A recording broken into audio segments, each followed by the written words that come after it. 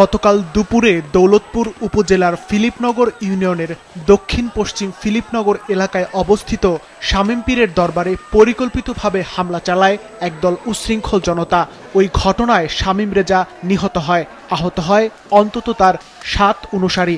গেটের থেকে শুরু করে ওয়ারে হাতে হাইসি লাঠি থেকে শুরু করে সবকিছু ছিল, বাইরে সমস্ত কিছু ভাঙ্গি চুরি। বাবা উপরে ছিল, উপরে উঠে যায়, বাবা ধাক্কা দিয়ে বার করে টাইনি লাইছি। আইতে আমি আমার ওই ভাই ঠেকাতে গেছি, আমারও মারধর করেছে, বাবাকেও নিচে টাইনি লাইছি, বাবাকেও।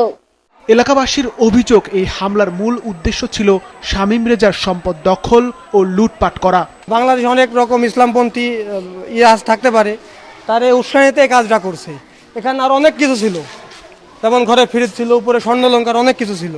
এটা মানুষ হাদিয়া দিত, দিয়ে আমাদের যেমন সাজাই এরকম তাকে সাজানো হতো। তো এই জিনিসটা মূলত কি কারণে কি করছে একমাত্র তারাই জানে।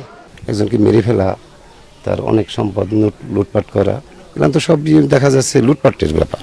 নিহত পীর শামীম রেজার মরদেহের ময়নাতদন্ত সম্পন্ন হয়েছে আজ। ময়নাতদন্ত শেষে মরদেহ পরিবারের কাছে হস্তান্তরের প্রক্রিয়া চলছে বলে জানান কুষ্টিয়া 250 শয্যা জেনারেল হাসপাতালের আবাসিক মেডিকেল অফিসার।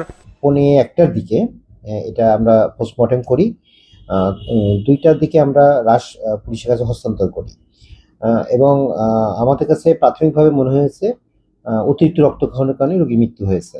এই ঘটনায় পরিবারের সঙ্গে কথা বলে দ্রুতই মামলা হবে বলে জানান কুষ্টিয়ার পুলিশ সুপার মোহাম্মদ জসিমউদ্দিন। আজ সকালে ঘটনাস্থল পরিদর্শন করে খুলনা রেঞ্জের অতিরিক্ত ডিআইজি শেখ জয়নুদ্দিন জড়িতদের দ্রুত আটক করার নির্দেশ দিয়েছেন। ধর্মের বিরুদ্ধে অবমাননা, এটা ভালো না। তো এর শাস্তি আমাদের দেশে আছে, সেটা আমাদের প্রচলিত আইনেই হবে। আর যে হত্যাকাণ্ডটা হয়েছে এটাও শোভনীয় না। এটা আসলে প্রশাসনকেই দায়িত্ব দিলে প্রশাসন আইন হাতে নিয়ে ব্যবস্থা নিতে হবে। এই ঘটনায় এলাকায় থমথমে পরিস্থিতি বিরাজ করছে। সিফাত রহমান, মাছরাঙ্গা, নিউজ ডেস্ক।